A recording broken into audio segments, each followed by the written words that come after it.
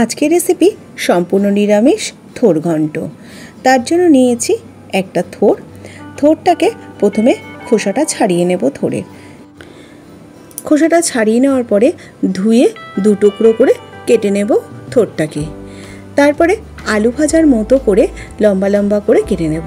আর মাঝখানে যে আঁশ মতো থাকে সেটাকে কিন্তু বাদ দিয়ে দিতে হবে।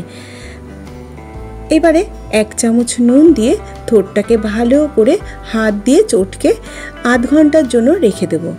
এতে থোরটা অনেকটাই নরম হয়ে যাবে। আধ ঘন্টা পরে ফিরে এলাম। কড়াইতে সর্ষের তেল দিয়ে দিয়েছি।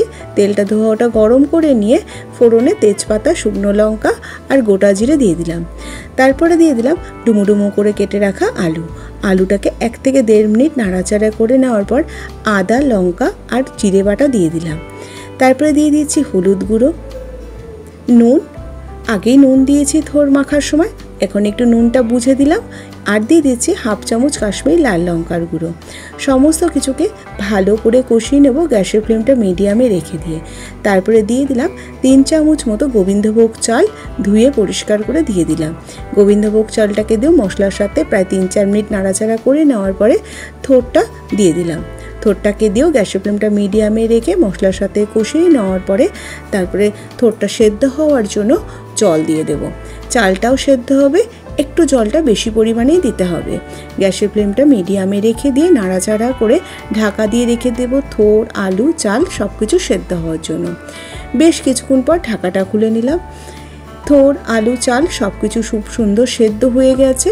এবার আগে থেকে ভেজে রাখা বড়িগুলো হাতের সাহায্যে ভেঙে এর মধ্যে দিয়ে দেব। আর দিয়ে দেব 2টো চেরা কাঁচা লঙ্কা। কাঁচা লঙ্কাটা অপশনাল, যদি পছন্দ না করেন নাও দিতে পারেন, তবে কাঁচা লঙ্কাটা দিলে গন্ধটা ভালো হয়। আর দিয়ে দেবো 1/2 চামচ চিনি।